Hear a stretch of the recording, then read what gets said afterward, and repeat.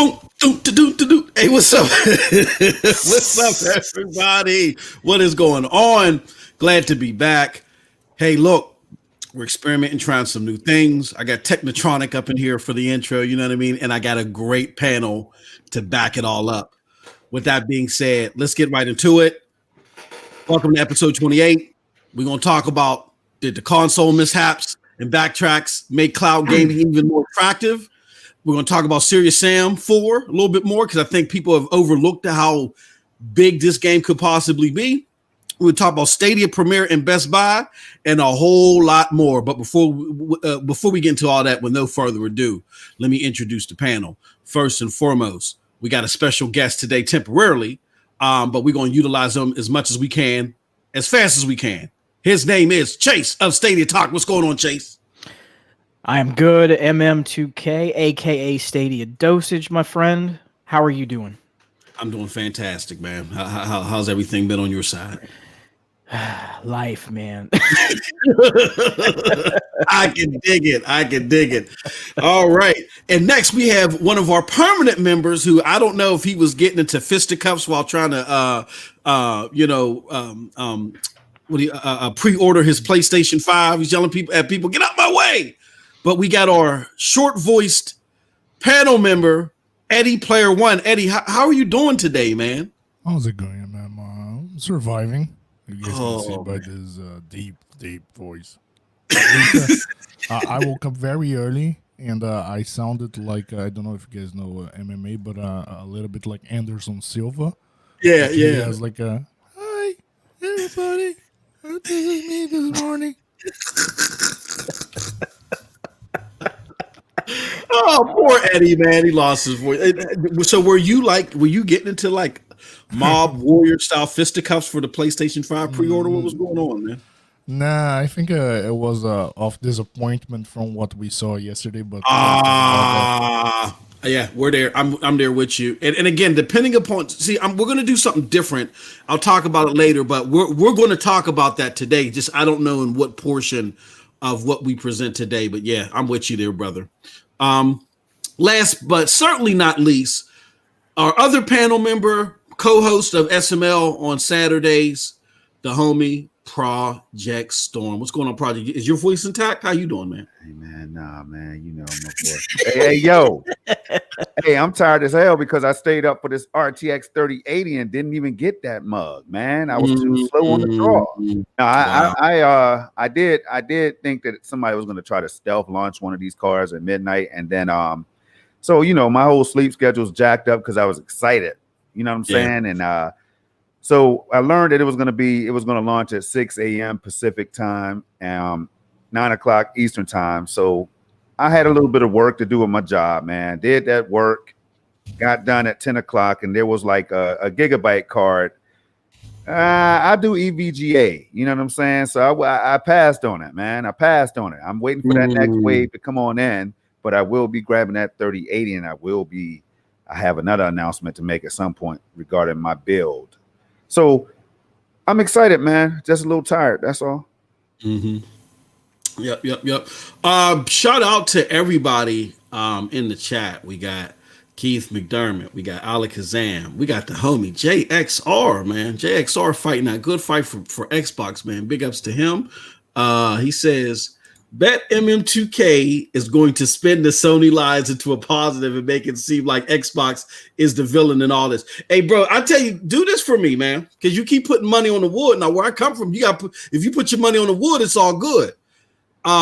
As I mentioned on Twitter, I got a special PNTS Network Patreon item talking about everything that happened yesterday. So you're already going to be proven wrong.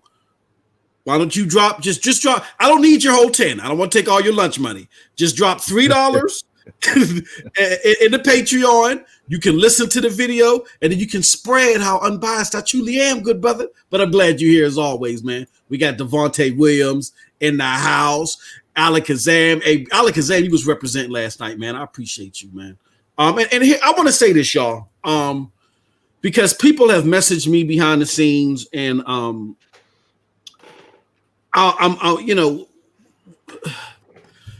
Only reason why I'm bringing this up is because people really have messaged me behind the scenes and was like, "Yo, I don't know what's up, man. You ain't for Stadia. You ashamed of Stadia? No, I'm not ashamed of Stadia. Last night on Scram Punks, we were touching on the subject of Stadia, and then we got past it. Look, Dirt's channel is an Xbox centric channel, even though Scram Punks is a multifaceted panel. It's Xbox centric.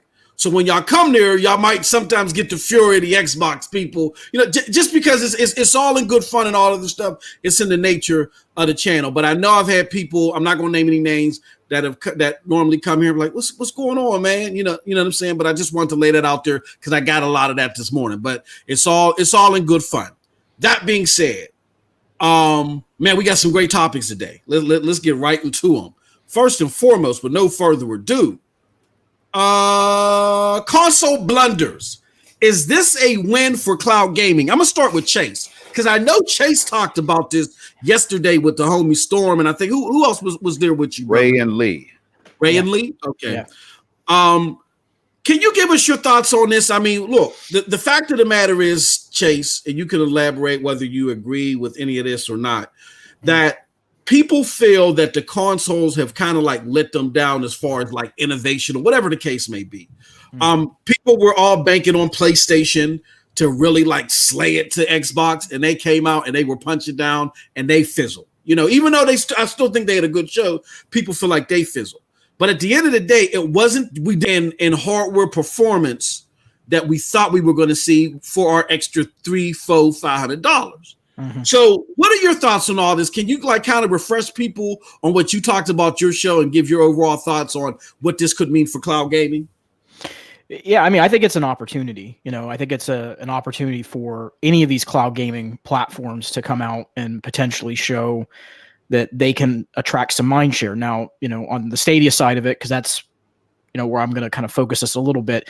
It's not fair to say that they're going to compete with Sony or Microsoft at this point. You know, I think we all kind of are of that understanding, but they can come in and get some mind share. And I think the one thing that is important in this entire discussion is, folks, when it comes to these platforms, and Project said it yesterday, and I've been seeing it in a lot of places where I've been doing research, we've reached a plateau when it comes to graphics. We are at that point where it's the next leap isn't going to happen in a box. It's going to require some serious infrastructure. And the only place you're going to get that is where? In the cloud. And at this stage of the game, you have to make a choice. Do you want to continue to, and when I say this, this is in no disrespect to anybody, because I know that people do this for fun with the console back and forth and with the banter. But these companies, they're playing on your heartstrings. Yep. And basically, they're turning us against one another versus us looking back at them and saying, wait a minute. You said that you were all about, and I'm talking about Sony now in the moment. You were all about generations. And now you're going to move that game back to the PS4, and you're going to move Horizon, you know? So, and then it makes you go back and go, well, man, maybe you're being too hard on Microsoft because they're being a little bit more friendly with cost-effective pieces. So at the end of the day, I think cloud has an excellent opportunity here for people that have given up on consoles. And I heard it on your show the other night during Scram Punks. There were a couple people on that show that said, I'm done. Yeah. I'm done playing this game. And this is where they can come in and grab some mind share.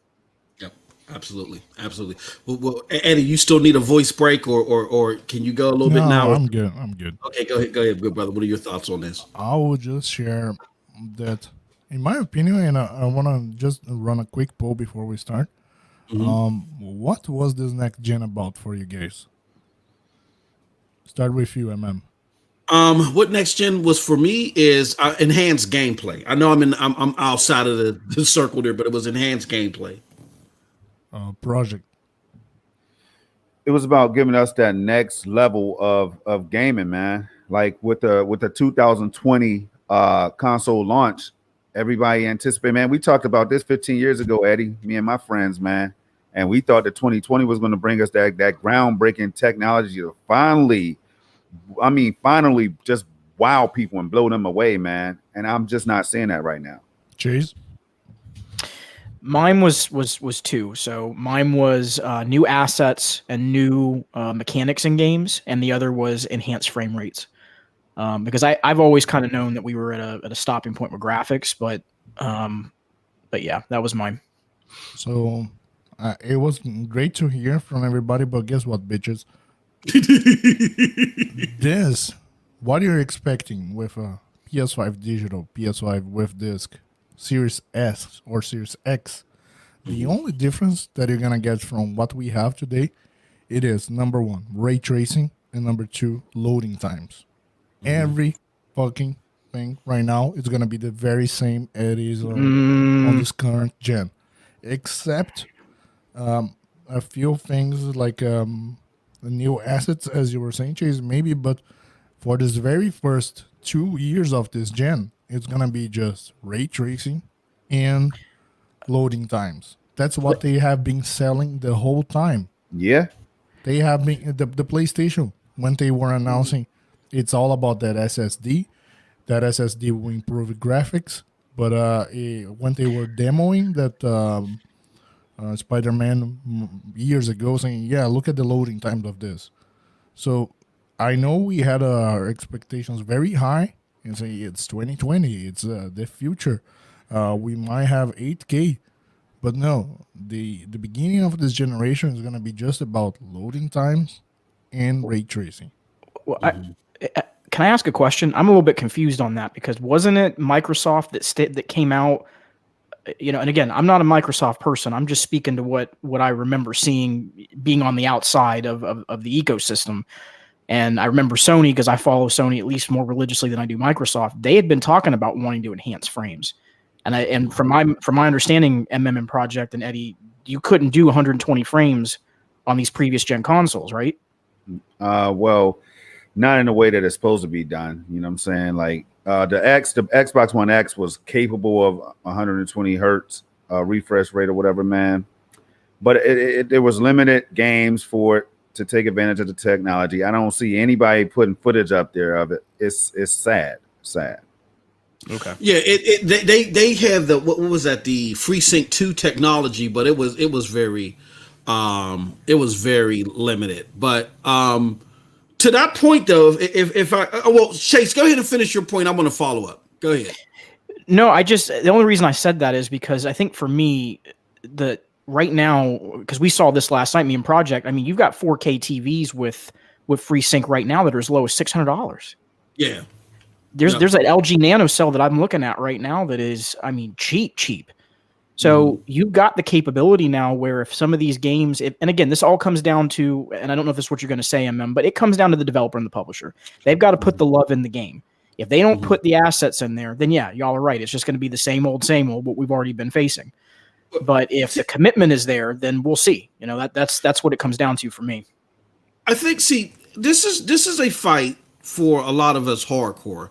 The casual gamer, that's why I even had my doubts that casual gamers would flock to the S, not because they don't care about cheap prices, but one, casual gamers don't have the emotional tie strings that we have to generations. They don't care about that. They only move when they have to, when they're pushed, i.e., like when we had to go from the 360 generation to the seventh or the eighth generation, because Destiny was like, if you want the new content, you better get your Xbox One or PlayStation 4. Those type of moves will force them, not necessarily price. And two, all of the casuals done bought up all these consoles this year because of COVID. They're more or less inclined to buy these S's or whatever the case may be. It's going to be us, the hardcore, that are going to make these consoles sell out. With that being said, it's I get where most gamers and a lot of these gamers that were polled, where the things that we care about, they don't care about, but they're not going to buy the system at launch. We are. And because we're buying it at launch, we were listening to the tea leaves from Jim Ryan. We care about generations. We built this from the ground up for the PlayStation 5. You're going to see gaming that is not compromised. Remember when we said Horizon Zero Dawn, we had to take out flying. Well, you ain't got to worry about that now because we ain't on those dog crap Jaguar All that has been thrown out the window because it was all a sack-ish. It was all a bunch of lies, and it's leaving a bitter taste in the hardcore. So even though I wholeheartedly agree in totality what Eddie points to, that's what's going to make or break even this generation. I think at launch, Sony still has problems, and they still got a reckoning to deal with because they basically lied. Mm-hmm. You know, so those are just my thoughts. Oh, they lie, but you gotta remember they have a user base of over 100 million PS4. They're not gonna give away at the very beginning, especially knowing that these people are still interested in playing on the PS4 and buying games for the PS4. So yeah, but you don't come out and say that stuff, man. I mean, that's I don't listen. I don't care what the reasoning is. That doesn't justify the means. Like, you don't come out and mislead people and say we believe in generations, because you're basically saying at that point we're only going to focus on development of this platform, and we're phasing you out. And that's what was making people go, well, then I need to go ahead and get a PS5. And then you get to the day, and then you find out that that's not the case. I mean, I'm sorry, I can't give them. And this is coming from a Sony person. I can't give them a pass on that. That's messed up, man. Yeah, I mean, and the problem too is they were specifically saying you read the articles. Hey, look, we believe in generations. We don't have any as recent as May. As recent as May, we don't have any plans for cross generation at all. So that's sitting there getting us excited and saying, hey, we're not going to. We're not going to compromise on gameplay at all. Specifically, we're doing the total opposite of those other guys. To where if they didn't say that stuff, I would be inclined to wholeheartedly agree with you, Eddie. It makes sense. You got 115 million consoles out there. Why forget them? But you guys are the ones that made it seem like you were willing to make that sacrifice because you were all about the gamer. So, you know. But I mean, I get it, and I still got my PlayStation 5 ordered. It's just a messy situation, and like Chase always points to, one of the biggest things that consumers want is what, Chase? Transparency. No, I mean, it's honesty, integrity, and transparency. You can go to Nielsen, you can go to Forbes. I mean, it's the consumer data is there. It's the number one concern that the current generation, and here's the big one, the generation coming up that's going to start making purchasing decisions is wanting. Yeah. Storm, any thoughts on this before we go to the next section on this? Nope, you can move it right along, man. Okay. So with that being said, I think everybody's given their takes on and very good takes on how this could or could not benefit cloud gaming. But let's talk specifically Stadia, because this is a Stadia show.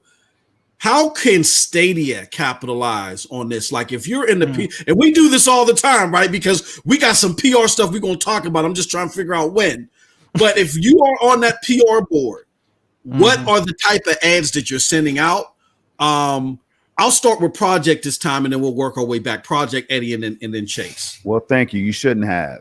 But since you did, I'm going to jump right into it. Shit. So, if I'm on that team, I'm saying, Chase, man, you got a channel, right? Stadia Talk, man. I'm going to need you to come on, join forces with me, and then go out here. This is going to be your job, man. You're going to go out here and market these teraflops at 10.7. And what you're going to do is tell these people at 10.7 teraflops, shit, here's 10.7, here's 12. You tell me, can you tell the difference, bruh? Can you tell the difference? You get what I'm saying? That's going to be Chase's job. Then Eddie is going to be out there communicating to the people, hey, look, man, we might have messed up a few times, but we ain't blatantly lie to y'all.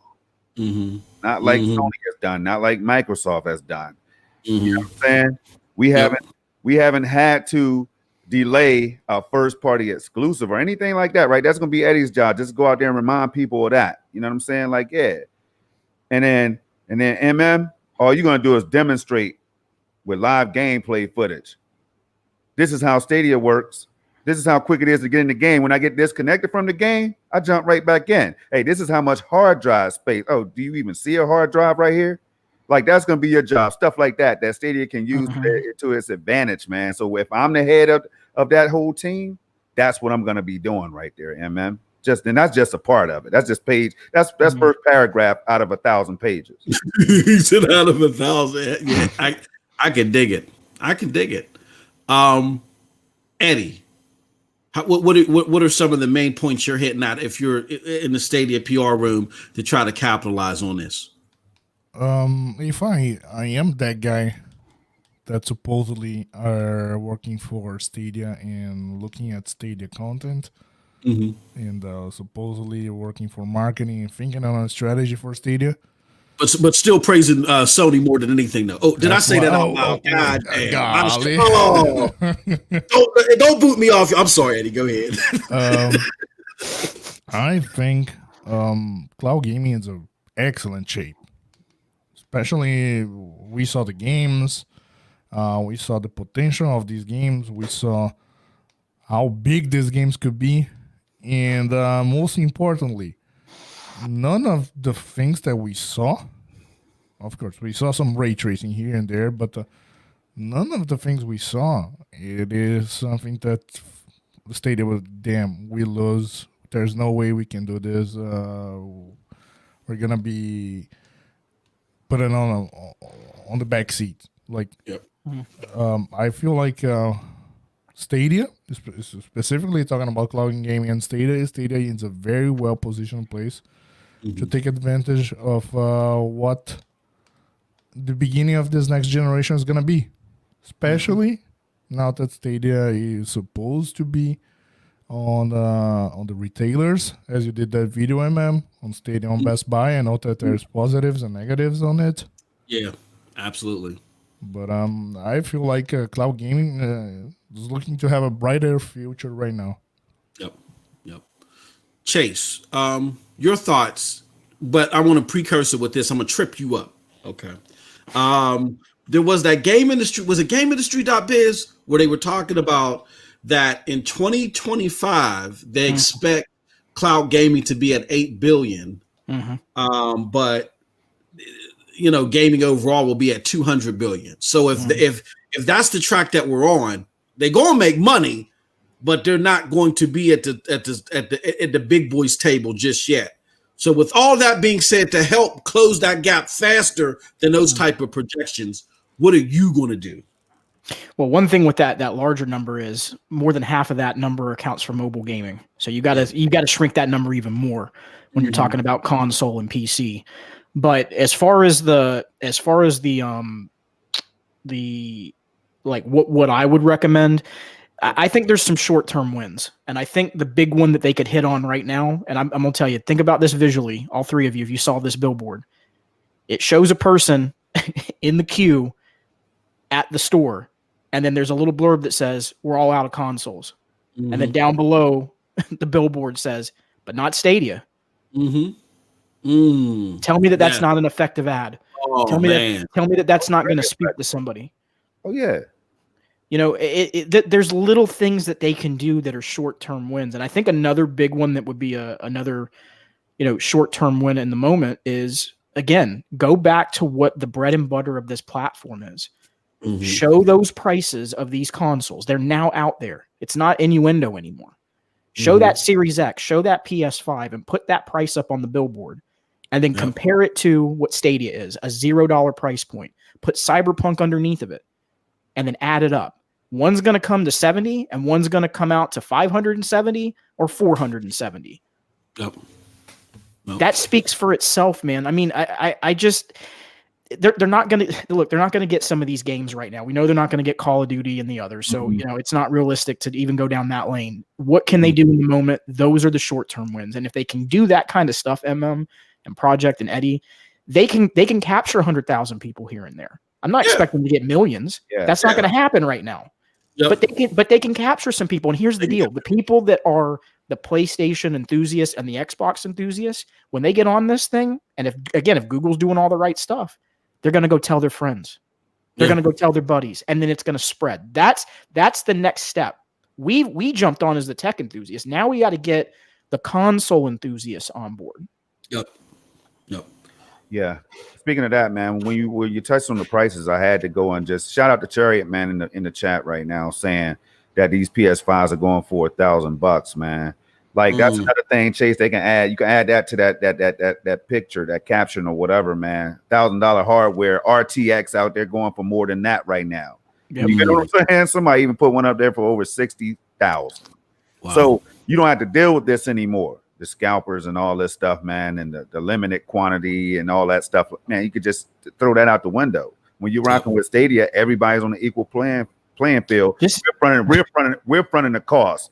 We're out there, you know, putting in the hard work so that you don't have to. All you gotta do is enjoy your games. That visual of that queue, man. That's, I'm telling you, it would just hit people.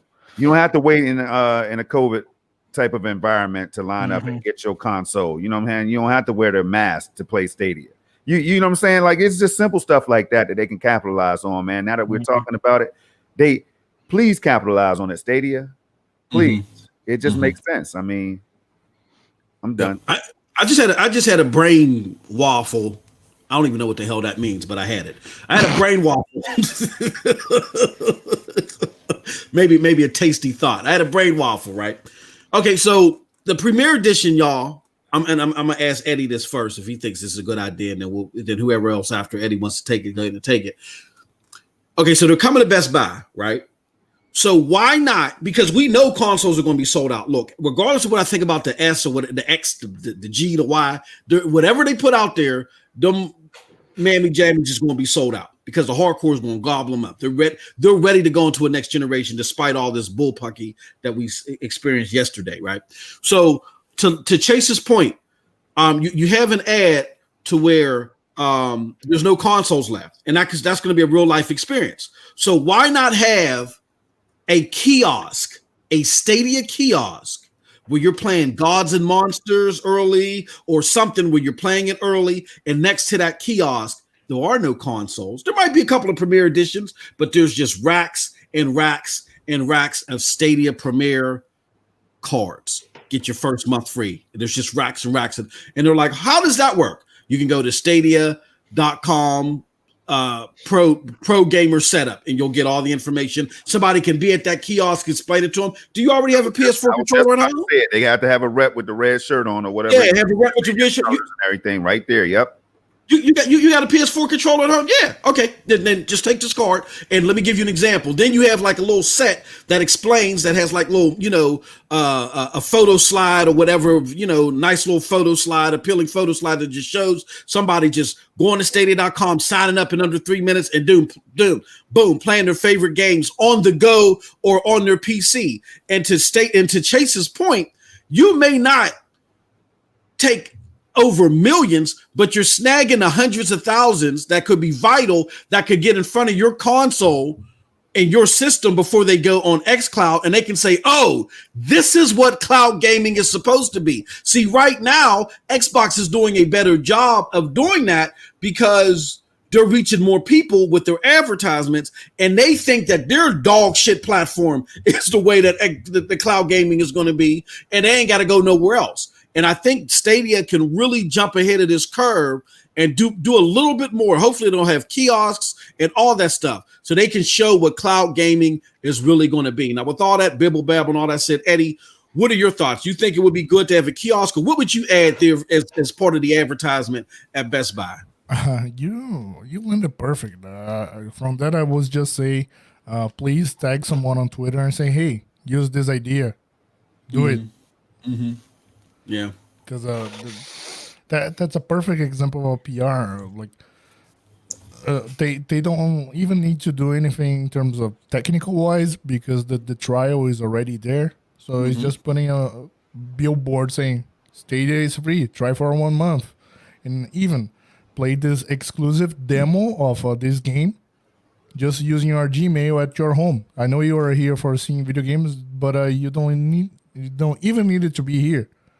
So it appears that Stadia is one step ahead of us, y'all, because we used to have these conversations, and I know y'all remember it too, man. Hey, you know what would be dope, man, if Stadia actually was in stores? Imagine Stadia. We used to say imagine that now. Just months ago, that's what we were saying. Imagine if Stadia put this in the Best Buy, and then if they didn't do it. I mean, Yo, they were, imagine if Stadia could work in 1440p, man, because I have a 1440p monitor, but the resolution, I can't do 4K on my TV, whatever. They came out and they dropped that right on our heads, man. I mean, the list goes on and on. So they're out here one step ahead of us. And if they're not, they're listening to us. Yes, they know we want crowd play and all those features, right? But those features are going to come. And when they do, they're going to drop with a bang, just like YouTube streaming. Why in the hell, y'all, why would Stadia take this long to give us YouTube streaming? Something that's so simple that the PlayStation had on the PS4 damn near at launch, if not at launch. You know what I'm saying? Because they're going to put something in there that's going to make it that much greater. So this is what I'm saying. Yes, I'm speculating, but at the same time, man, we've been calling out this wish list, and they've been delivering, man. So that's why I really don't lose sleep at night. The only thing that they're working on the games. Look at the catalog. Look at the library. Look at what we're getting in the library. Yeah, Call of Duty. Yeah, it'd be nice to have that, but we'll rather have more games to play than one game to play that wants to take its time coming to the platform. That's all. Yep. Yep. So, with that said, we're going to expose each other. We did all this talking and all this hate. And, yeah, we stand for this, but we're going to expose ourselves, not in an improper way. It's still a family show, but we're going to expose ourselves to the public and let them know personally what our choices are going to be. So, with all that said, with all that grandstanding, we're going to start with Storm. We're going to do Storm, Chase, then Eddie. What are your personal choices going to be going into next year? All right. At first, it was going to be. Can I say what I could tell you what it was going to be? Right? Yeah, that's fine, brother. That's fine. Series X, because I don't do. Now, see, this is the exposure part right here. Because Chase, I don't do that S. You know what I'm saying? To me, this is not a shot, y'all. This is me having fun right now. But that S is for slow. That's the Xbox Series slow. You get what I'm saying? Sound speaker.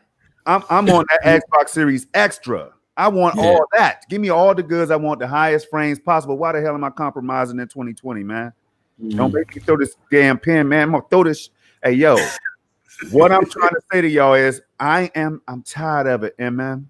Yeah. I'm so tired that I get drained now, man. And I shouldn't be getting drained when these hey, look, man. Let me get back on track. I was gonna cop both of them, man. Yeah. I really was, man. And the 3080. I was going to find a way to get all three. But then I realized I can get my games on Game Pass, man. The hell am I going to buy your hardware for? In fact, they knew I was going to play my games on PC. So that's why they dropped that Series X, man. They knew that it was going to have Halo Infinite. They knew this already, in my opinion. They knew it. They want me to go to PC because it's closer to the cloud. Duh. I'm done. Okay, I got you. I can dig it. Chase, what are going to be your choices going into next generation? Oh, I'm about to retort on Project real quick. So two things. Let me start off with what I'm going to play, and then I'm actually going to hit them with some facts. So get ready, brother. So I'm going to be on Stadia primarily, and the other platform that will be my primary will be the Switch. I am going to pick up the Xbox Series S. And here's the primary reasons for that. So one, there will be multi-plats that aren't on Stadia yet. And so those will be where I play them.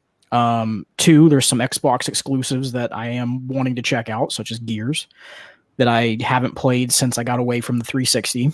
And three, the value. You know, you're getting the console, Game Pass Ultimate, EA Play, and Xbox Live Gold. You're saving $60 over 24 months. I think for me, it's just a value to dollar perspective. Now, here's where I'm going to retort on Project, because I want to caution you all. I wasn't well versed enough in some things until probably last night, and I've been sitting up and been going through forums and people that I trust that know what they're talking about when it comes to tech. Y'all might want to slow up when you start talking about that the Series S ain't as powerful as the architecture in the X. And I'm going to explain to you what I mean by that. I'm not talking about the GPU and all that stuff. That's completely a different argument, because you're talking about graphical fidelity.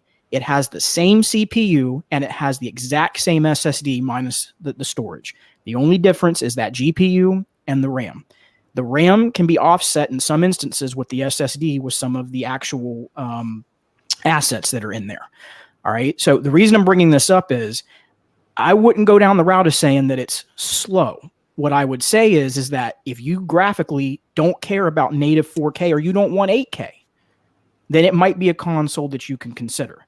And for me, the way I'm looking at this is most things MM and Project, they're going to be upscaled. And Eddie, we're moving towards a generation that's going to be upscale graphics.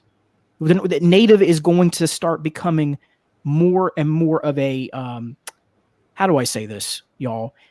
Think of the Lamborghini versus the BMW. Does that make sense? Mm-hmm. It's going to be the Lambo. Yeah. It's not going to be the way that most consumers play their games. So I think we just got to be real careful about labeling these things, especially that one in particular, because architecturally, minus the RAM and the GPU, it's the same exact box.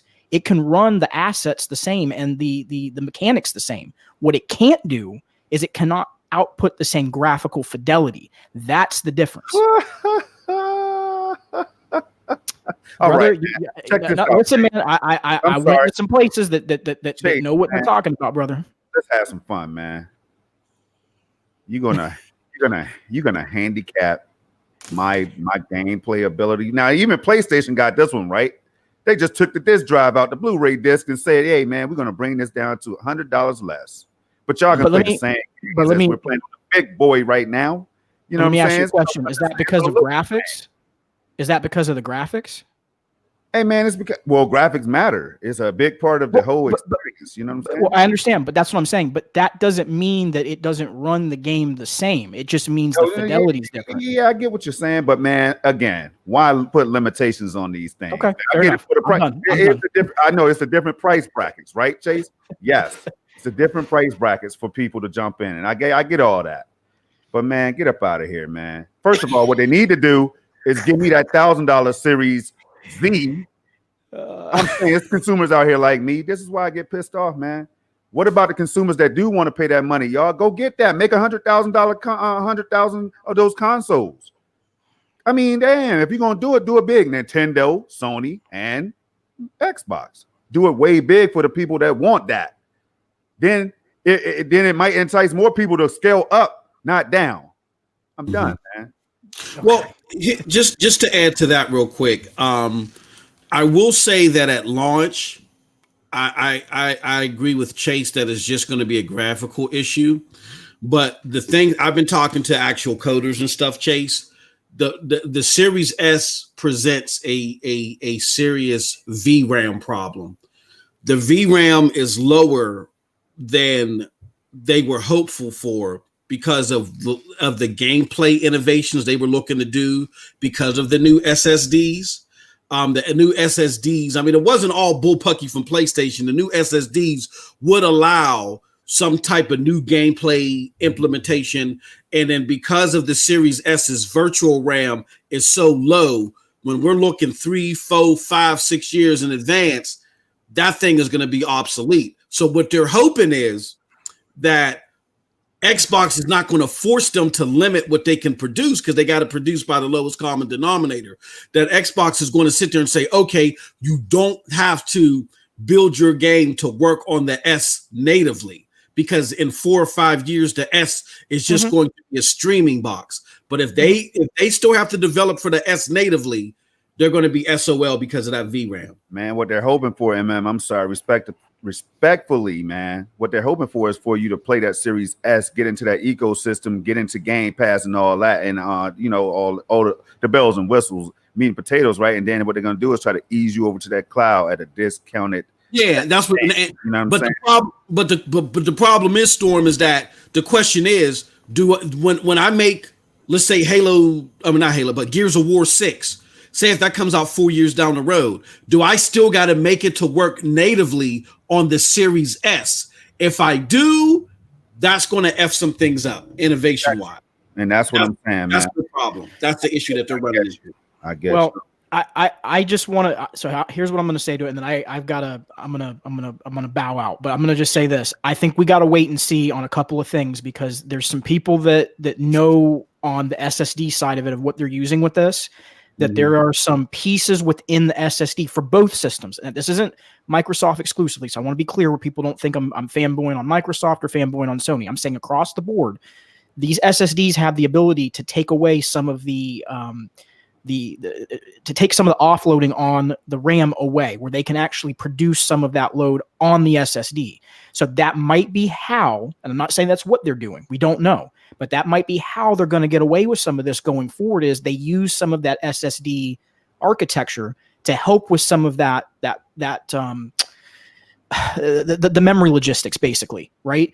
So that it doesn't force the RAM to have to use as much, because you're right, it is a lower amount of RAM. So it just comes down to, do you want to play in 1440 upscaled to 4K, or do you want native 4K? And if you're willing to, because I think that's the conversation we're having right now, is that's the generation we're in, is 4K. Now, if you want an 8K device, then yeah, don't even look at it, because it's not going to ever produce that unless it's streaming, which is what you said, Yeah. All right. Well, Definitely. Chase, man, I know you got to roll. I'm sorry we kept you hostage. Brother, nah, it's all good, man. But I know we definitely, but I bet you Eddie appreciates it, because it gives his throat a rest. We're gonna bombard him as soon as you leave. So Oh, he's about to throw hot fire at me now. I know when I leave, I'm done. Oh, you talking about me? No, I'm talking about Eddie. I mean, I know you will. I already know where you're at. Nah, man. You know what it is, man. You know this is what we do. All love, man. All right, well, chat, be good. Eddie, Project, y'all be good. Thank you for having me on. I really appreciate it. I appreciate it, Chase. Thank you. All right. So, Eddie, your thoughts on all this? Like you're familiar with this stuff too, the virtual RAM and the limitations of the S, and some of the concerns that are coming from various developers. What are your thoughts on all this? So, sorry, I have one thing that I know, or that I don't know. I don't know that much of game development. I do understand of software development and performance issues on software development. I would need to take a very closer look and study very well, because I know sometimes power it's not everything when you're developing software, and from what I saw, developing games as well. So saying I have more teraflops, it doesn't mean anything. Exactly. And the same, that one I know, I studied a little bit more, I can tell about it. It's with cameras. When cameras came out, and everybody was like, no, it's about the megapixels of a camera. No, it wasn't. So there are a lot of cameras. There are cell phones with cameras with high amount of megapixels, but that doesn't mean that's the best camera ever. I was yesterday with a podcast with the guy from Asus that was on my show. And he was talking about a little bit with a photographer as well on cameras, and that's a point I was trying to make. Not every single number means that it's gonna be the best or the better. That said, I still not 100% convinced that a Series S may hold the generation. I will need to see more of, especially the games that will be coming out, and making a comparison with the games available on other systems as well. So I feel like from the beginning, first of all, this next generation doesn't have any freaking new games. That's ridiculous. So why am I'm still questioning myself. Why am I getting a PS5 if I can play every single one of the thing on the PS4 that I have? Yes, sir. But at least I will be able to compare graphics-wise a Series S with a PlayStation 4, with a PlayStation 5, because I'm planning to get a Series S as well. And then we will make a graphic comparison. And one last thing I want to share here, we know, projects know, that PC is the king. PC must race forever, but will have the best graphics always, especially right now with 3080. Yep. But we gotta remember the numbers. And our friend John from Best Buy Canada, he put it out a very interesting number the other day, which is the number of consoles sold right now on this generation. What I mean is the number of PS4 and PS4 Pro or Xbox and Xbox One S. The high-end consoles, I mean the Pro and the One X, it's about 25% or even less of the whole console sold. Yep. So we know we have Project, we have you, we have me, we have 40 people here on chat, which are high enthusiasts of games. But except for us, all of the other people will just get a regular console. So I understand Microsoft's strategy here, and especially bundling up with Game Pass. To the average gamer, that is a hell of a deal. Yeah. Yeah. So let me ask you, MM. Am I delusional for saying that these companies should provide a premium? I'm not talking about no damn Series X and no PS5 with the disc. A premium console that, because some people out there have the pockets to do that, and I'm not bragging and saying that's me and all that, right? What I'm saying is, you got a lot of people that's wealthy out there that's playing games too. You know what I'm saying? Who have children and who get their children whatever they want them to have if they're doing a good job or whatever the case is. Some people just spoil their kids, right? So if you drop a console for $1,200, for example, right? Yep. But that console can give you, it can run PC like games at PC like settings. Or is that a dumb idea to cater to that small market of people? Well, does it make sense for Microsoft?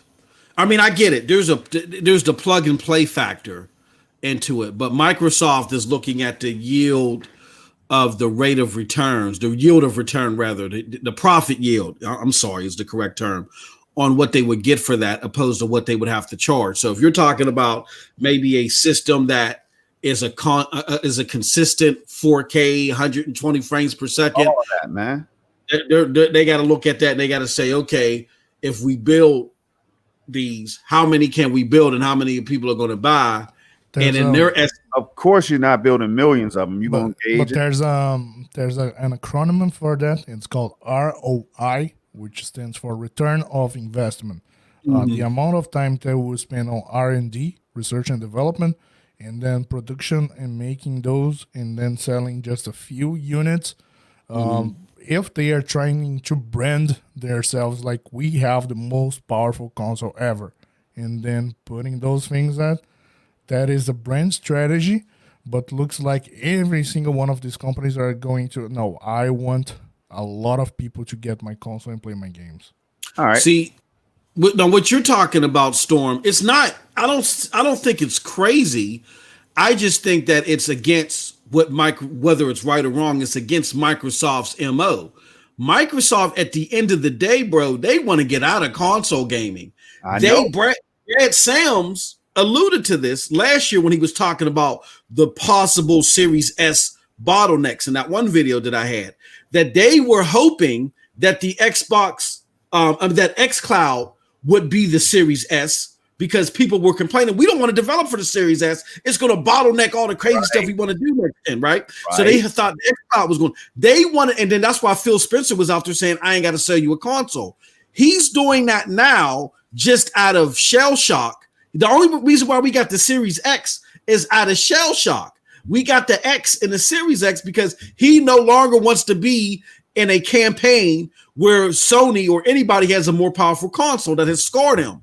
But as far as what you're talking about, an ultimate plug and play device, the ultimate no compromise, the real no compromise, man. That's stuff that NVIDIA would do. That's stuff that you would probably see AMD do. Nakanu said Alienware. Exactly. Yep, Dell would do with an Alienware, but you're not going to see Microsoft do it because I'm gonna put it because of their limited focus. I'm not going to say it's right or wrong, but their focus is too limited when it comes to hardware for them to even like Eddie said, do the R&D on it. Yeah, because we can't say they're concerned about the equal playing field and all that, because why come out with all these SKUs any damn way in the first place, man? Just keep it simple, keep it even for everybody, same console, man. So that's what made me think that if they could separate tiers and give you the S at $299 for your use case, and they could give you the X for your use case at $499, you know what I'm saying? You might as well bump it on up a tier then, like I said, and give me that Z at $11.99 or whatever, but I know I can run 4K with DLSS and ray tracing and all this stuff on a PC level, man. But I can play all these games in the Xbox ecosystem and do everything I could do with the box that I'm used to. But anyway, but here's the deal, Project. It's not only the box; it's the developers. They need to make a game, and when they're making the game, they're gonna they're gonna try to run that game in the most number of consoles possible, so they can get the return of the investment of that game. So if they make a game that will run only on a high end device, they know that all right, these games are gonna sell less just because there are less consoles or PCs or whatever.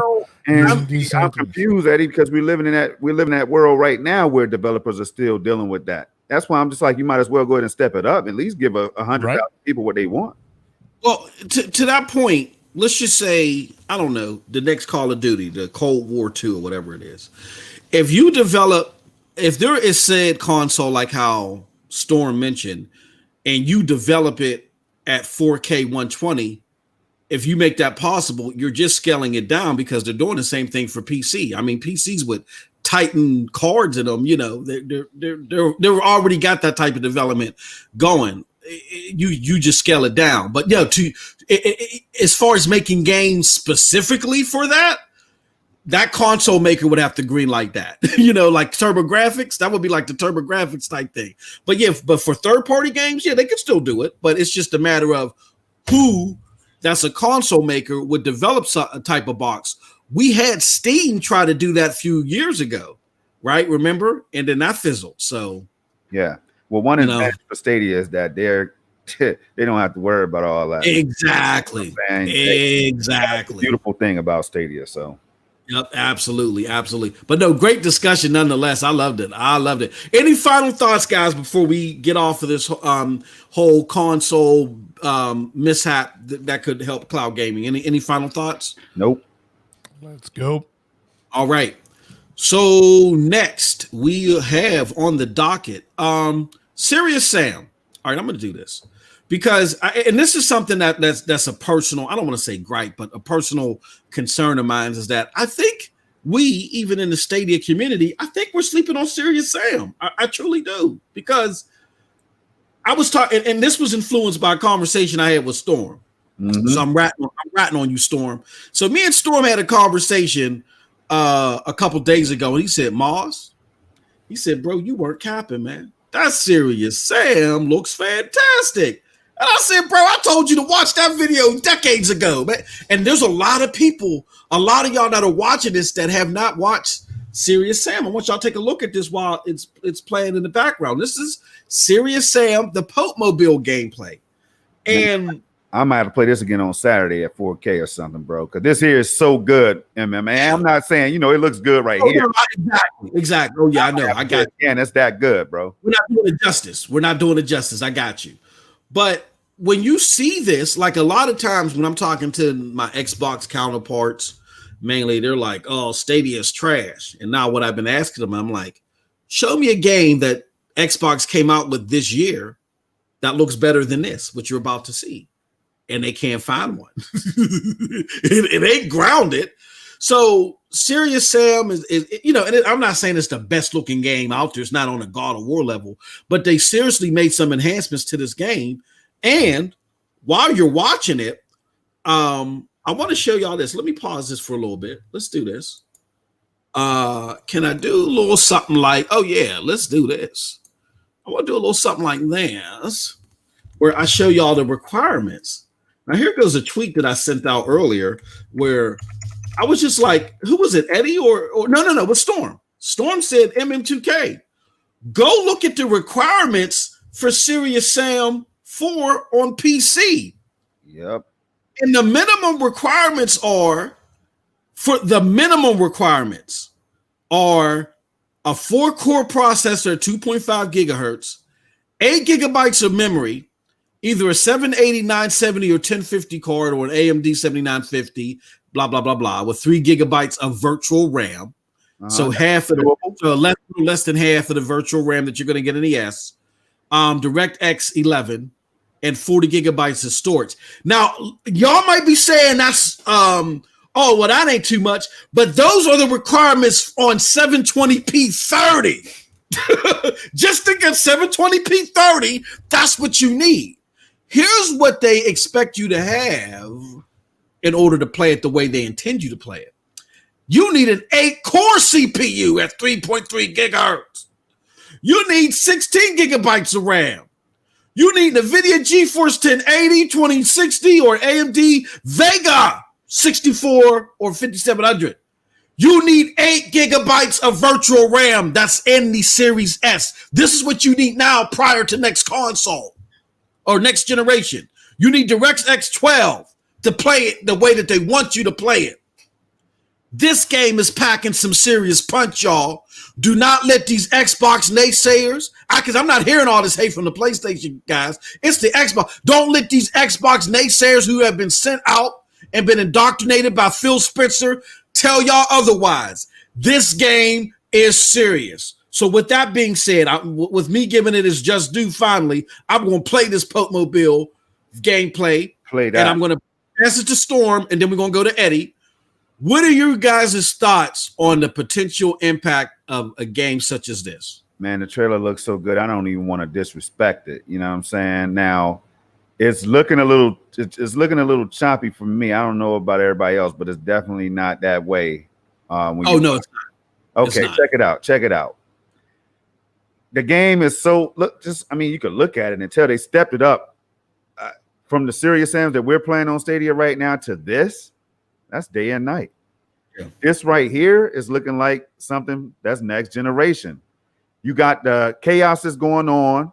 You know what I'm saying? You got all the physics of everything going on right there, man. The rockets or whatever they're shooting, man. All these characters on screen at one time that Stadia is not even hyping up yet. That the developers are not even hyping up yet. But it's about to get chaotic on this game, man. So that's you need some serious hardware to pump gameplay like this out at a resolution at like what we're seeing. When I saw it in 4K, I was like, yo, you got to be kidding me. And people are telling me that Stadia is not getting ready to upgrade, man. People telling me, y'all really want me to buy the fact that Stadia is not getting ready to upgrade when they're going to put this game out here. And I can tell you it's going to look good. It's going to look close to this right here. I can already say it. When I saw Division 2 and other games already, Doom Eternal and stuff, looking just as good as this, if not better. Man, yo. I get excited, man. Look, Eddie, what are your thoughts on Serious Sam 4? Are you heavily anticipating it or yeah. So here's the deal. First of all, I think it's worth to mention that this game I don't see it coming as a pro because people were thinking it will come as a pro. So no, I don't think it will come as a pro. It is $39.99 on Steam, so I feel like we're gonna get the same price here on Stadia, but without having to worry anything on graphics or anything else. Actually today there was a blog post from Stadia, and they were interviewing the developers from Serious Sam. Yep. And on that blog post, they mentioned that the Crow team, they are tech enthusiasts, and they even said, we like to say to ourselves that we're not a game developing company. We are like a tech company. So they are taking advantage of the cloud infrastructure, and that's one of the reasons that I'm looking for very much to see what they can deliver on this game. And gotta tell you, it's gonna be impressive, especially when they have those mobs of a lot of bombers or all of the monsters coming at the same time. Yep. It's gonna be interesting to see how Stadia will be handling it versus how on PC the process on PC will be taking damage. I would say it's some serious, it's some serious graphics going on here. In I terms mean, of, AI processing, it's gonna be tough. shout out to Megatron X, one of the TSI podcast members. Eggs. What's Hey, going on, Meg? hey, we got another TSI schedule for tomorrow, right? Yeah. Yeah, so right in time. Check out Megatron X. Meg, you're a mod in here, right? Yes, you are. Meg, drop a link to your channel here, dear, please. Please. Yes. And then get ready, Meg, for that 100 story level in Division 2 when they finally drop that. I'm expecting to see you, Link, Eddie, Project Storm, all of us tackle that. I can't wait. That being said, I just want to read what Eddie was alluding to from that interview. This is from the interview that Stadia did with the Crow team, the developers of Serious Sam 4. So they say, they first ask him, hey, can you introduce yourself in the Crow team? And they say, sure thing. I'm Dever Hunsky, creative chief officer at Crow Team. Crow Team is a veteran indie studio from Croatia. We have started in a proverbial garage. Actually, it was a small studio apartment with no AC. More than 27 years ago, we've been going strong ever since. For the most part, we are known as the authors of the hectic, over-the-top first-person shooter Serious Sam and a much calmer, award-winning puzzle game, The Talos Principle.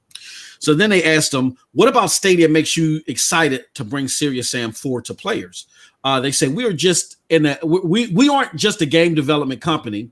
We like to think of ourselves as a tech company as well. After all, we have been developing our game engine technology from the very beginning. We've always loved to explore new technologies, just like we got excited when we first saw VR. We got excited when we first started in thinking about developing a game for a streaming platform like Stadia. Stadia changes the way we play games. Now, I know this ain't bibble babble for those of you that have played the platform. Stadia changes the way we play games. You power on your TV or start up your browser, pick up a controller and play. No downloads, no updates, no fuss. It's simple, just like our take on the action shooter genre. Serious Sam and Stadia are a perfect fit when you look at it that way. Wow. Storm, What are your thoughts on these words? I think more and more developers are going to start to feel that way if they don't already. With that being said, more and more gamers might migrate over to the platform, man. We're already enjoying the greatness of it. We're already seeing the grandeur of the whole thing, man. We are blown away constantly still.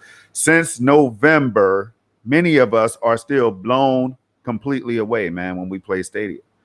Nothing compares to it. I didn't think it was going to be this good, man. Ray Sherrod out there didn't think it was going to be this good. Chris, the list, I'm sure, and I don't even have to have a conversation with them to be able to Zero. You know what I'm saying? Other people out there in this chat, man, they know what I'm talking about right now. Charles, man, like so many people has tried this platform and been like, wow, I can't believe I'm really doing this right now. And I don't think it will ever lose that feeling because we're going to get bigger games like Cyberpunk and more. MM, you know what I'm saying? That's going to be. I think that'll be the day when people really just. I anticipate seeing everybody on Twitter, right? Everybody on Twitter sending out a tweet about their Cyberpunk gameplay, man. Hopefully all will go well. You know what I'm saying? Stadia has shown that it can run games at a high level. Man, I'm so excited. But when that happens, though, I think we'll really start to see how people and what people really think about this platform when a game like that releases. You know, because we don't have the GTA and all that. We don't have the Call of Duty to do that. But Cyberpunk will definitely get that done. If not other games like Assassin's Creed, Valhalla, and more, Watch Dogs, Legions, and so many more. Baldur's Gate, man. So it's about to go down. I'm gonna tell you guys something. So yesterday, after I pre-ordered the PS5, I remember, there's PS Now. I know everybody talks about Game Pass and over 100 games of Game Pass, but there's PS Now for $10, and there's over 800 games over there. Yeah. And there's no way I could know all of those 800 games. So I opened it here on my PC because I have the installer on the PC. And I thought, let me take a look because I know I can't download those games on PC. I can only play on PC on 720. And the experience on this cloud for PS Now is not good. But I said, you know what? I could at least play some of these games on the PlayStation 5. But then I don't need the PlayStation 5 to play those games. I can play on the PlayStation 4 now. And from almost these 800 games, there are a lot of those games that I don't know. So I would need to, I need to check a YouTube video on the game, to download the game, wait, try the game out, and say, this game is good, or no, this game is not for me. So all of the hassle of having to download again, just to figure out if I'm liking the game or not, I said, am I really getting a PlayStation 5? So it's the simple and small things that we forget because we are already used to on Stadia, and man, I'm not ready to go back to downloads. Right, Eddie. Absolutely. Me either, man. Really not. Absolutely. Unless, like I said, the only compromise, the only thing I'll tolerate is I know I'm going to be getting the very best with PC, man. That's what I'm anticipating with these RTX cards. Yeah. I didn't make my confession. Y'all, you see how I put y'all on Front Street, right? And I was going to go under the tunnel and run away and not even expose myself. See, for those of y'all that don't know, but now y'all make me feel bad, so I'm gonna do it. For those of y'all that don't know, I did go out and pre-order the PlayStation 5, and I told Storm because I was going to hop on the show with him and Ray and kick it with them on Chase's channel. And I said, "No, bro, I went to go get my PlayStation 5. I feel bad. Hey, look, I'm gonna tell y'all right now. I hope I hope my wife ain't listening. Please, baby, don't be listening." She's listening. Believe that. I told my wife, I said, "Baby, our middle child is in trouble. I think she's about to get into a fight. I got to go to the mall. I'll be right back." She said, "What?" Because I was supposed to sit down there and we supposed to have dinner. I said, "I'll be right back." Don't you know I took my ass to the GameStop? This is a true story. I bet. This is a true story. Because I was sitting there and I felt bad because I missed dinner because I know my wife was going to see because I had to drop $50 on there and I didn't have $50 on me.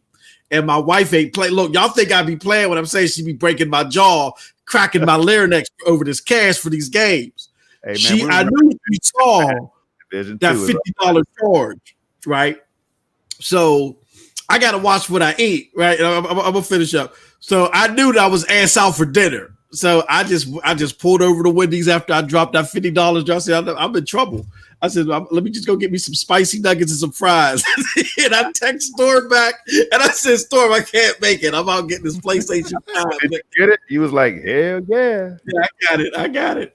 Oh man, I'm like a crash test dummy out here. But with that said, my hassle was a little bit smaller. I was at dinner and then I checked Twitter for a second. So pre-orders may be dropping tomorrow or even right now.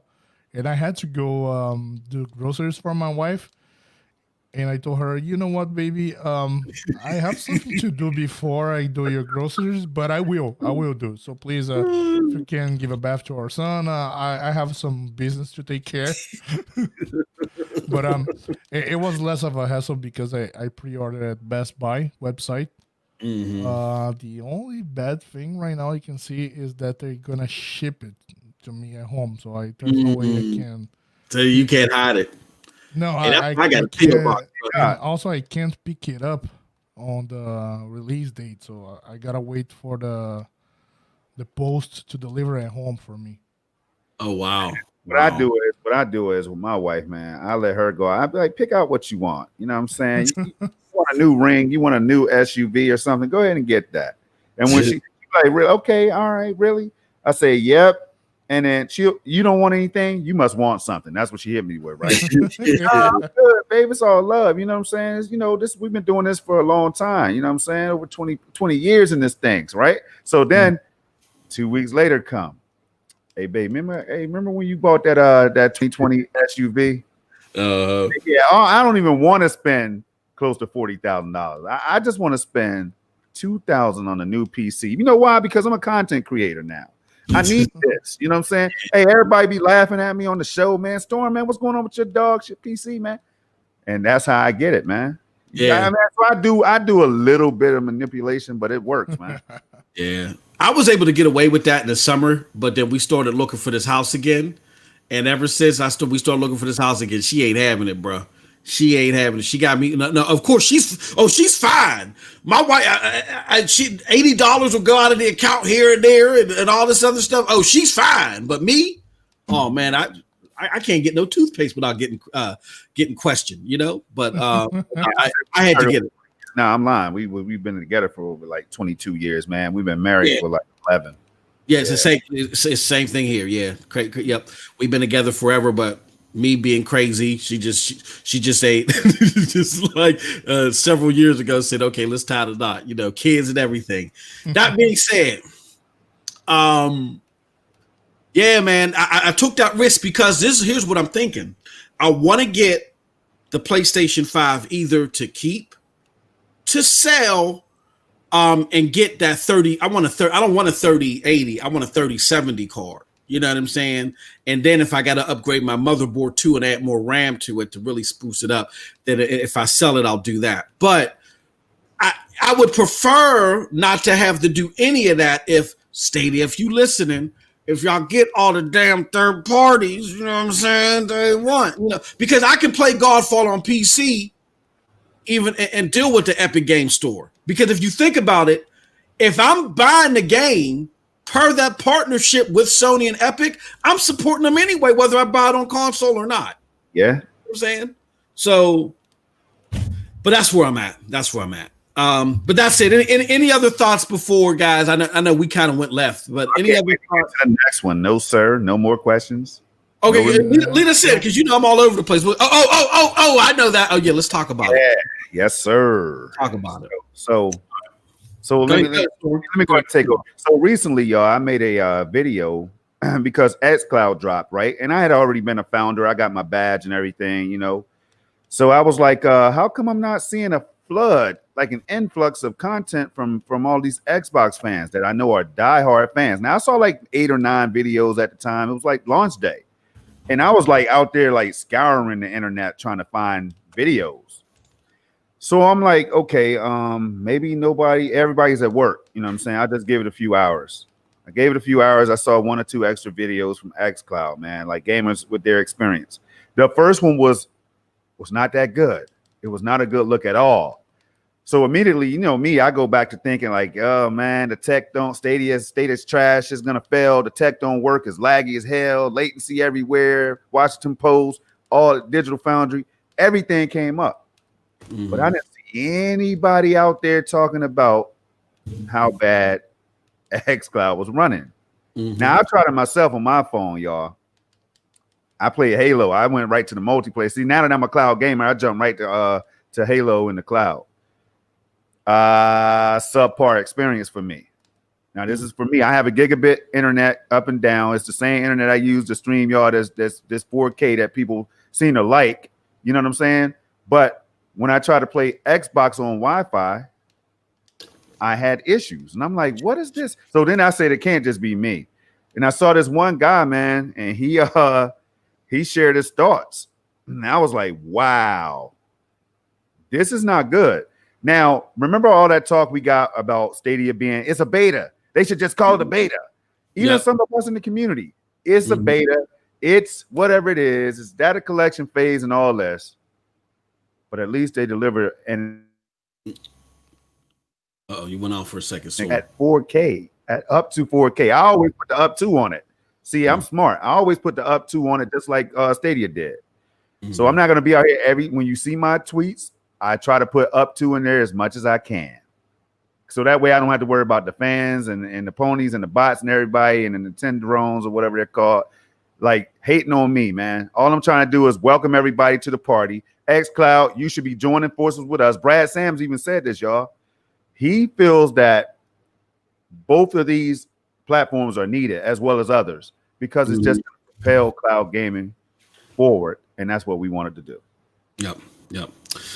All right. Well, with that said, it go is ahead. interesting. No, my quick comment on that is interesting that it's from xCloud beta. Now it changed the name. It's Gaming Cloud Beta, but it's not the official launch. They are still calling beta, and they will continue to call him beta till I don't know where. And the other thing to mention is that every Xbox fan continues saying, yeah, no, they said they will expand the service for console. Yeah, they said they will expand the service for PC. But guess what? Just yesterday, there was a statement saying, yeah, no, it's not coming to Android TV. Mm-hmm. So it's not every single screen as they are promoting. Yeah. So you better sit your ass and wait and play on your Android device for a while, because it's not gonna be on any other place other than Android devices for a long time. You can get and no Chromebook as well. Oh my gosh! GeForce Now is already on Chromebooks. Yep. There's not gonna be xCloud on Chromebook. I don't get that, Eddie. I don't. And MM, I know you want to share your thoughts, man, but somebody please help me understand. How long? Clive Illenden recently said to all of us who was watching these streams that he's been a part of, these podcasts or whatever. He said something along the lines of where these companies are ranked on a global level, and Microsoft is ahead of Google when it comes to their cloud infrastructure or whatever the case is, right? So Microsoft has been telling us this since Crackdown and before that, and how everything was going to be in the cloud, and how they've been saving our data and stuff like that, save files in the cloud for a long time, and all this. Why are they so far behind it? Like, why does it seemingly it feels like they're so far behind right now? I can tell you, project, and here's the deal. Technically speaking, Stadia, it has a custom hardware built and spread across multiple regions. Amazon, it's the number one cloud provider in terms of a company, not a cloud gaming, in the world. Second, it is a close one between Azure from Microsoft and Google. They are close right now because Google has been expanding a lot. But here's the deal. The xCloud servers are just Xbox machine. There is no cloud. It's just Xbox machine somewhere else. Yes. So, and here is the other thing. These so-called Xbox machines somewhere else are not well optimized to be running on cloud. Yes. Oh. Yes. So, makes sense. Absolutely.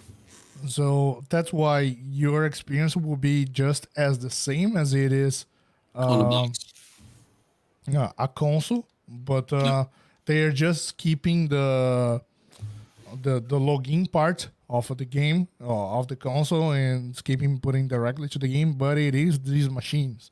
When on Stadia case, they build a specific server blade, #serverblade for Chase, to run Stadia. So that's why you're seeing so much of a difference. Yo, Deus Ex Macchiato just reminded us of one more thing. I mean, you get the Xbox load times too. Oh my God, those load times are horrible, bro. I watched somebody load a game. It took 3 minutes to get into the game. And that's just on the airplane screen at the beginning. So here's the problem on top of what Eddie illustrated too, is that now those load times will get better as they put the Series X server blades in there, right? Or boxes, really. But the problem is that the experience is tethered to what you get in the box.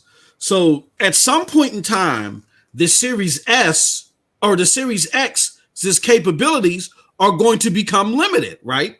They're going to become limited.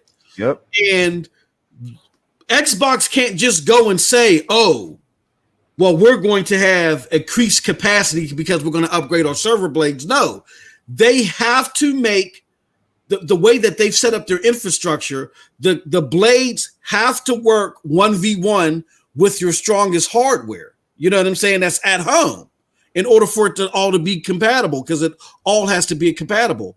Stadia being a sole cloud gaming solution, they don't have to worry about that. They don't have to worry about, oh, this has to run just as the box in your home. Just as long as your network is capable and stable enough to handle it, you're good. So you're always going to have the performance in the cloud tethered to what can be done in the box. Now, And that is the problem with xCloud. I thought you was done, brother. Go ahead and finish that line, man. No, I was just saying that's the problem with xCloud. Okay, and I just thought of another thing, because see, now this might be an advantage, right? Because Microsoft owns that hardware that they're going to slide into upgrading the Series S right now. Oh, wait a minute, is it running on the? It's running on the 1S. It's running on the 1S right now. Okay, so it's going to upgrade to the Series X, right?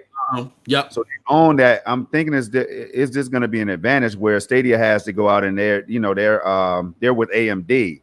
So they, they're going to be upgrading, but they're paying big money for that. Whereas Microsoft owned their components, right? Well, they had to buy them. Just like they didn't make those chips. They've had to buy them, just like how Google's going to have to buy the server blades for Stadia. So it's the same proposal. It's just that Microsoft will buy, let's just say in one quarter or one fiscal year, they'll buy 20 million Xbox Series X's. 10 to be sold, another 12 to go on server blades, where Stadia will just buy X amount of server blades. You see what I'm saying?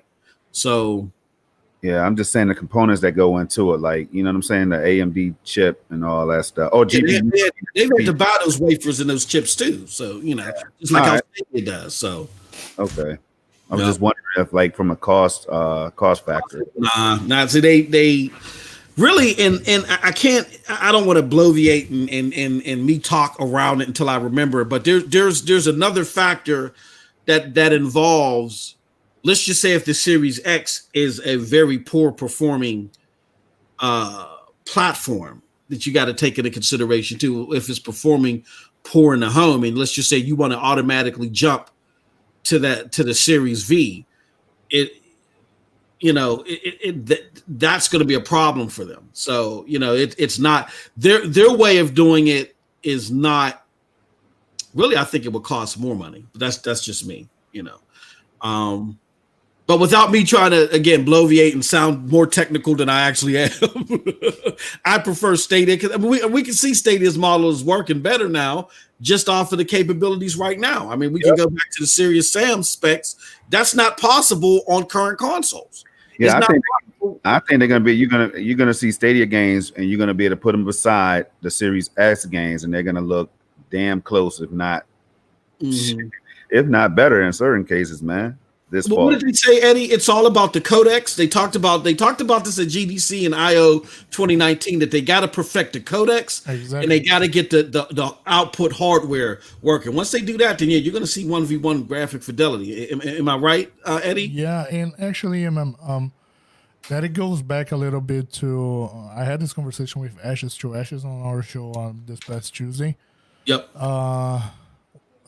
Project, what's the name again of the technology that NVIDIA graphic card presented? DLSS, which is amazing, by the way. So DLSS, if you go to the NVIDIA GTA RTX website right now, they have a screenshot from what's the game from Kojima again? Death Stranding. Death Stranding, which it's running DLSS. Yep. Showing the difference, how much clear it is to read text with that. And guess what? That is AI. Eddie is right, man. You're a smart dude, Eddie, man. Damn, bro. Go to RTX website.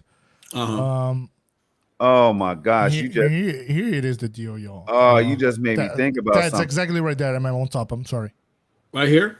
I forget what the acronym is for, but I know it's something learning super sampling or sub sampling, something like that is what the LSS is about. But I forget the Death Stranding. No. Please go back to the first page. Okay. Yo, that's crazy right there. Eddie, this is how Stadia is gonna do it, y'all. Get down a little bit. He just triggered it. This is how Stadia is gonna do DLSS. Now I know this is NVIDIA specific technology with DLSS. I think AMD might have something similar. I'm about to go do this research.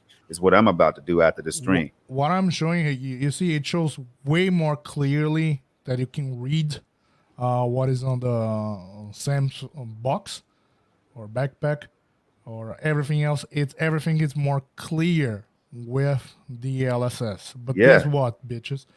DLSS doesn't mean the teraflops or the big flops or how many gigahertz you have on your graphic cards.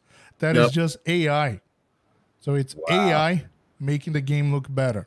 Wow. Yes, and sir. There it is when everybody will start accept right now that AI can do better performance only than the numbers. See, Eddie, see if Microsoft that now you're making me think again. If I'm the head of Xbox and PlayStation, I know it costs money. See, the problem is price. I get that, man. But man, oh man, if I'm ready to make something, I'm going to the cloud right now and I'm utilizing that. I don't care if I got to go to NVIDIA to do it. I don't know, man. This gets me excited, y'all. It gets me excited. So, for those that might be confused, where you saw the more details, but you saw the faster frames, and correct me wherever I'm wrong, Eddie and Storm, that's because instead of it being native, you have the AI, increasing the fidelity, and exactly. and it's less strain on the hardware natively, so it can perform faster and look better. It's kind of like cloud gaming, my bro. But here's the deal, man. The conversation I had with Ashes is like everybody before was upscaling is dog shit. I rather have my everything on native. So native 4K, everything. Now that NVIDIA, which is the god of the PC master racing, is saying that no, AI is cool, DLSS, it's cool. So everybody gonna say, all right, it's powered by AI. AI is cool. All right, so if it's upscaled by AI, it is cool already. So that is the thing I'm saying that is gonna change. Oh, AMD does have the technology. Okay, I'm looking. Okay, go ahead, MM. That's because Digital Foundry told us so, and then the more and more. This is why I don't like them. I mean, they're good, and I don't mean that personally. I don't know those guys personally, but this is why I don't like them being at the centrifuge of what we decide is good or great.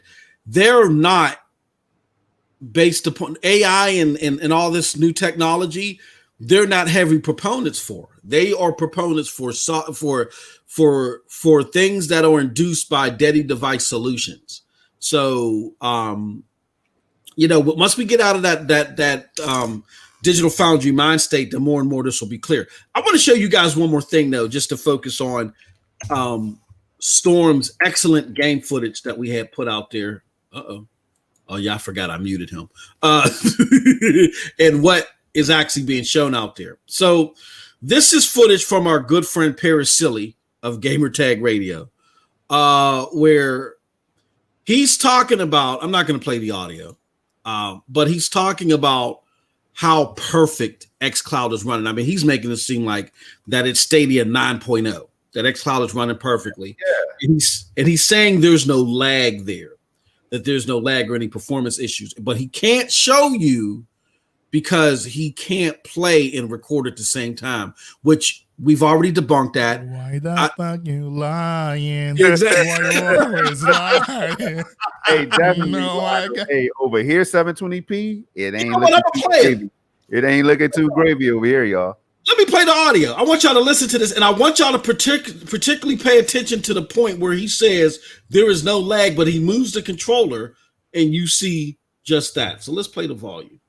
I saw that a number of times, and I can't lie, in different people's videos, bro. They let me. Oh, did he get a hold of? See, Ray, blame Ray, man. Ray, I think Ray dropped the dude's name that loves to hate us. I think he dropped the name. You cannot drop that name in here, man. Expect the audio to work. Cloud Gaming, aka Project xCloud. This is Batman Arkham Knight. This is actually my first time playing it on Xbox, so. I just went through the initial demo portion, but so far so good, man. Again, the controls using this Razer Kishi has been pretty good, and I'm doing Wi-Fi in the house, no lag, no issues at all. Nothing that I could tell really. But so far, really good. Now watch gaming this. experience, man, and can't play and film at the same time. But yeah, as you can see, Batman Arkham Knight. Okay, you see that delay? Really good. So gonna dive into Hold on, it's a little. also in person soon. So I didn't see him turn the camera yet. Let's see. Oh, wait a minute! I saw the little skips and everything. When he starts to turn and the delay of the camera actually moving, you know what? One that got me impressed at him, I don't know if I saw our friend, our dear friend as well, Tom from The Verge. Yeah, he did a video where he was playing xCloud and he was playing Stadia on the same device. On the Duo, yep. And on the Duo, yep. That looked cool, but Stadia he was playing Destiny, and on the xCloud he was playing Gears. But I would love to see him playing both games at the same time, because at least we will get the difference, because when he was playing Stadia it was like flawlessly. On Gears I cannot comment.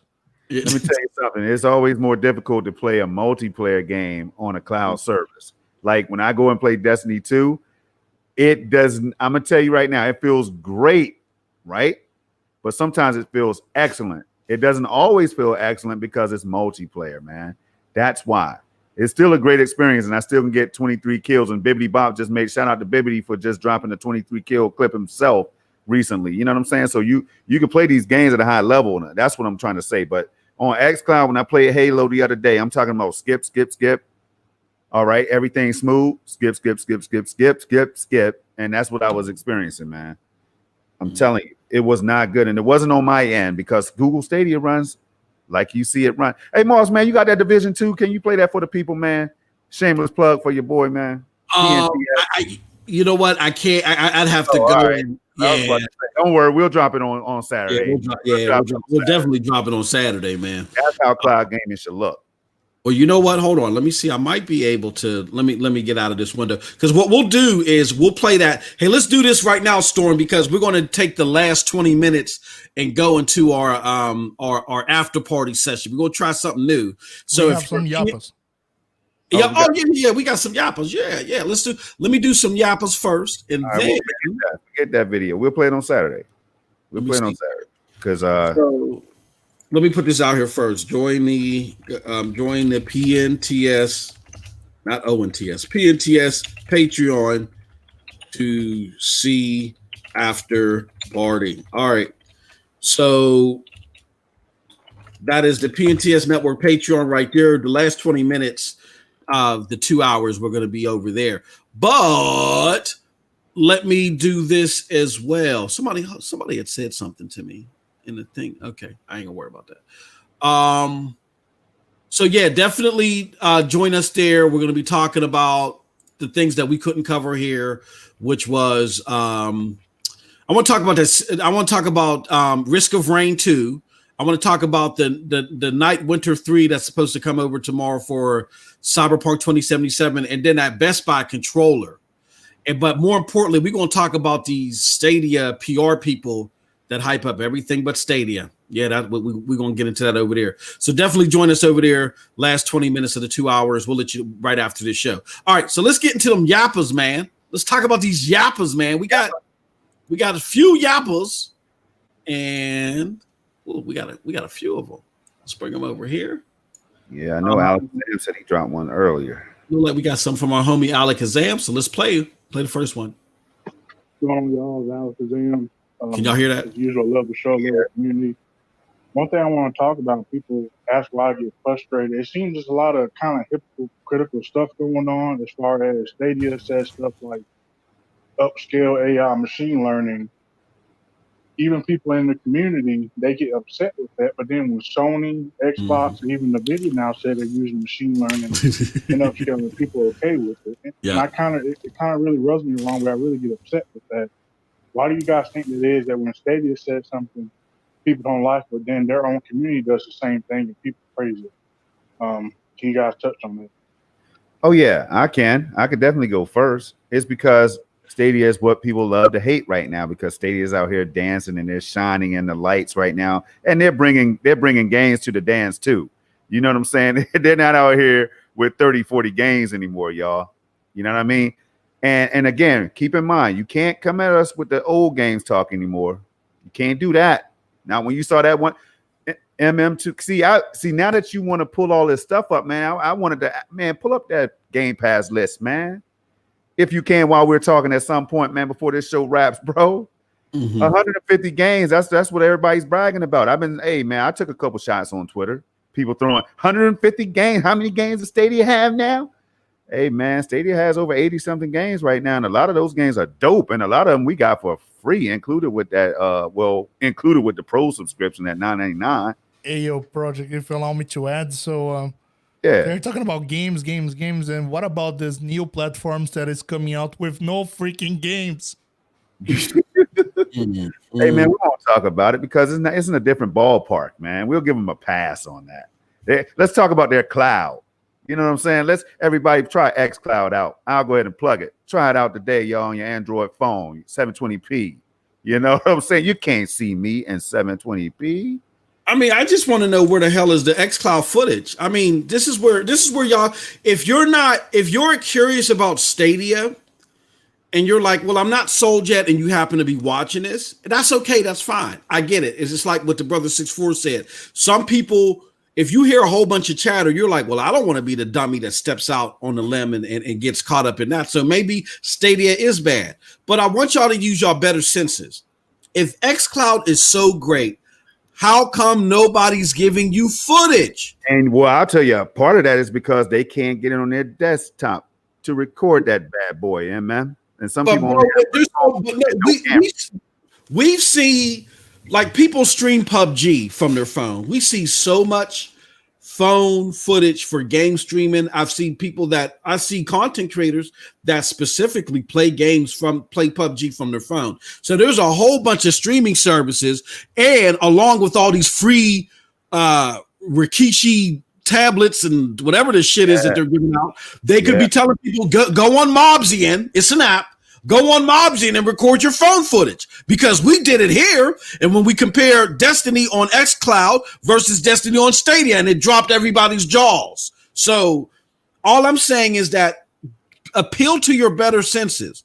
If xCloud is so much better, look past all the fancy commercials, which are great and all that stuff. If xCloud is so much better, how come there's no footage? Man. I tried to help him, man. You see, you keep shooting me down. xCloud, I'm trying to help y'all out here, man. We've been doing this since November 19th. You know what I'm saying? I'm just trying to show y'all the ropes, man. But MM2K keeps shooting y'all down like he's I know. like a dog fight or something. I got an agenda. I know. Oh, I got an agenda, baby. Here, I'm putting. Oh shoot. Doesn't make any sense, man. 150 games, majority are old. Exactly. OLD. Old. I gotta do this. Stop cam, because I didn't mean to do that. But any thoughts on Alakazam's questionnaire, Eddie, before we move on? Oh, okay. I was gonna say that was perfect. That was a perfect question he dropped. You have any thoughts, Eddie? No, I think it's exactly what we were talking about. Yep. AI, machine learning, it's all about that. And people will get, I think right now, people will understand a little bit better now that Stadia is out and the NVIDIA graphic cards are doing this. So probably we're going to get more acceptance on this. So I'm going to mute this. All right, so we do got the video up. That was the storm right there. That sounded like the storm, man. Yeah, that was a storm, brother. That's the storm coming through. Hold on.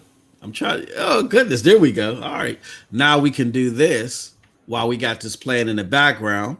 Boom. Show that 4K footage. Show that beautiful beam footage as we're answering questions.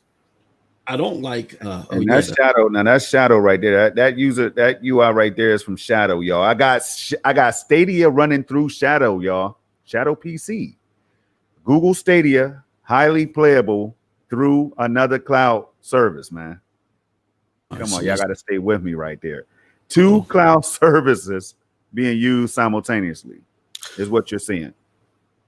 Now, we do have another question from Alakazam. Let me see if I can get to it. If it'll let me. Hold on 1 second. Yeah, there we go. And the next question from Alakazam before we go directly to the chat is this. Well, guys, Alakazam here. This Can is y'all hear part that? two. As far as that, it seems like Sony is going after the casuals now, and Xbox is also. But remember when Stadia was doing that, even Ooh-wee. in the community were spending 2 hours on Twitter going after Stadia for it.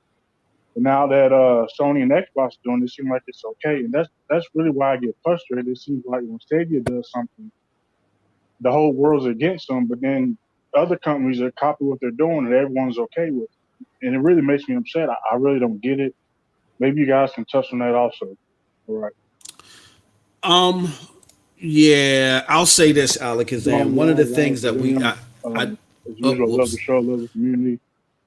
What we do on Broadband Bullies all the time is they'll we do it for shits and giggles where we'll talk about Stadia ain't doing this or Stadia ain't doing that, and I'll sit there and I'll say something like, "Hey, look, guys, this is data collection phase. What you talking about? They always collecting data." No, this is the phase to where in order for it to get into the competitive phase, they're using data, they're collecting data to build the AI and using the machine learning to get to a competitive phase, a 1v1 match versus deadly devices. I got a whole section on that. Listen to the PNTS Network Patreon on Cloud Gaming 101. What is the data collection phase? Nevertheless, but they'll laugh at that, but then they'll talk about, yeah, Microsoft is gearing up its machine learning. This is going to be machine learning in the Series S. It's all rhetoric. It's all BS. Stadia's been using it for a while. Exactly. You know, yep, they've mastered it better than Microsoft. Hence why they're using it more. Microsoft at their last game stack said we're still learning. You heard learning over a dozen times about this. So it's going to be in due time. You're going to hear this a little bit longer, Alakazam, unfortunately, but I want to say about 2023, 2022. You might still start hearing it less. But any thoughts on that before we move on? No, he's absolutely right again. It's just, hey, all I can do is laugh, man. Absolutely. Any thoughts on that, Eddie, before we move on? Let's go. All right.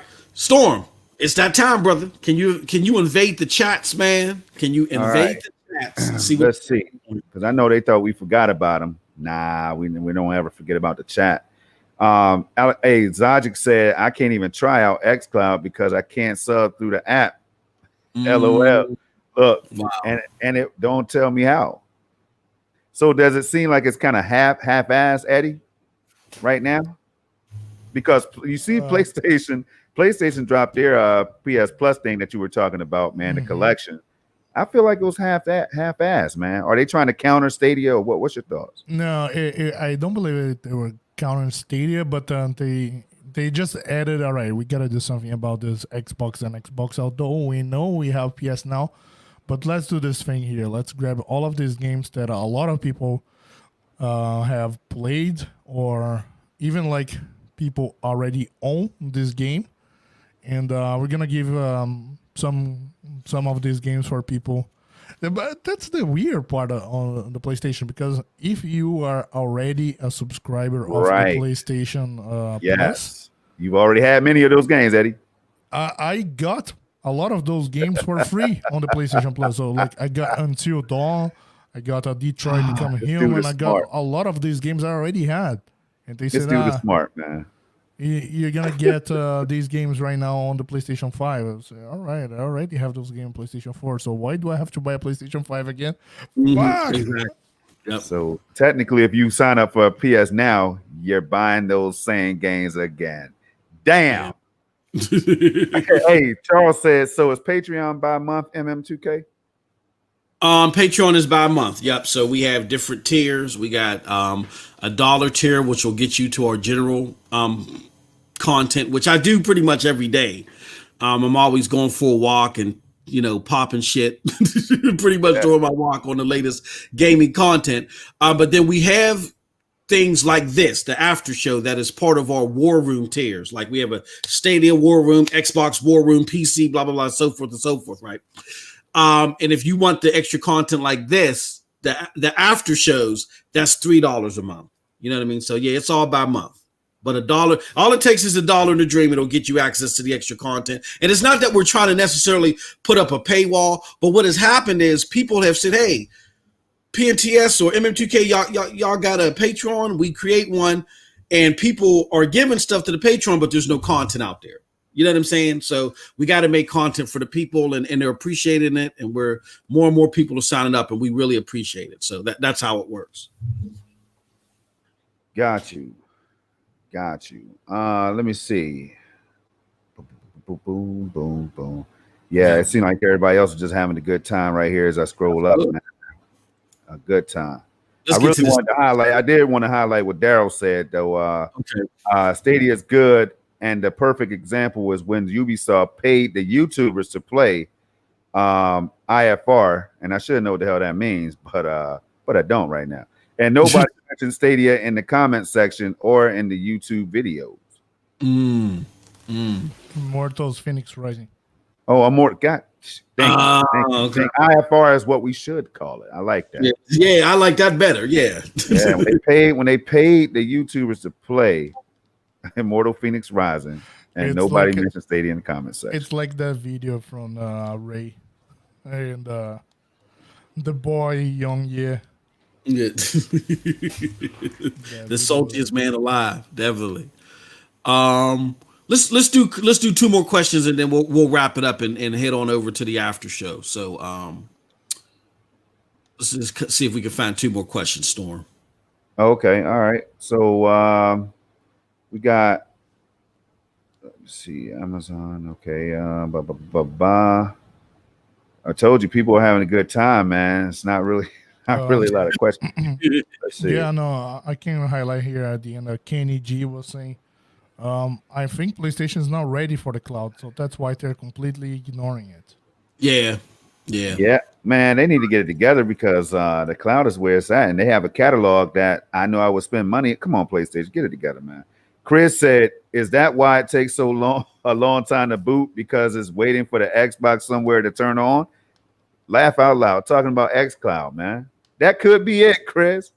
Hey, GeForce Now used to take that long as well. It really did. I don't ever remember Stadia taking that long. You know what I'm saying? I only hiccup with Stadia at launch around that time was NBA 2K20 when you kept seeing a download message pop up, but it had something to do with the developer and not the platform. So, all right. And we have any more before we head on over to the after show content? Okay. Not that I can see right now. Sorry if I missed y'all. Hey, man. Did they move Night City Wire to this week? Yeah, it's tomorrow. It's tomorrow, Charles.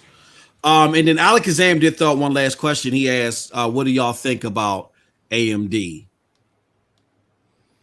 AMD, if they come out swinging, if they can surpass the 3080 somehow and come in at $100 less at like $599 or something, they're on to something because their CPUs are going to be macadocious, man. The CPUs are just going to pave the way for great things. And then all of this talk with PCI Express, like 4.0 or whatever, man, is only going to make it even that much more, put that much more icing on the cake for PC gamers, man. AMD for the win, and NVIDIA is already doing big things. Cool. I would say we will have to keep a closer look, but it's going to be hard. I'm going to tell you it's going to be hard.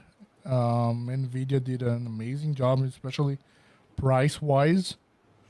But I'm going to keep an eye on that because it's going to be very interesting to follow. Yes, it is. I think they are going to surpass the 3080 somehow with one of those cards. I think it's going to be their big dog. I think they're going to fall short of the 3090, though. We'll see, man, because you never can tell. Yeah, this is the year to be wrong. On October. Oh, yeah. This is the year to be wrong right here, I'm telling you. As my friend Kai said as well, what a great game, a great time to be following video games, man. Oh, yes. I mean, Oculus Quest 2, shout out, man. Not enough people are talking about it. If you are into VR and you own an Oculus headset already, that should get you, should tickle your fancy right there. I didn't know about it until yesterday. Yeah. I really want to get into VR, especially with that game Stormlands that Insomniac was making. But I think that got held back. You're not gonna get all dizzy and lightheaded, are you? That's what I'm saying. Concern. Yeah, that's my concern, man. That's my concern. Yeah, I'm real picky with frame rates and certain types of movement in these games, man. But we can move right along, man, because I know we want to try. I know Eddie ain't, we got best days, I know, but yeah. I'm sorry, guys. Man, this was chat. No. No, it's all good, man. This is one of our better viewing shows, but we're trying to make sure that you ain't got to do 2 buckets of lozenges today, man. So, all right. With that said, thank you everybody for stopping by. I appreciate y'all. And what we're going to do is, because I was looking it up, next show we'll do the after if everything works out. We'll do the after show live, but I know there's a lot of people that are interested that may not be Patreon members now. So what we're going to do is this after show, we're going to record first and upload later. But you'll have 2 treats. You're going to have the after show that we're going to upload today. And then we're also at 5:00 today.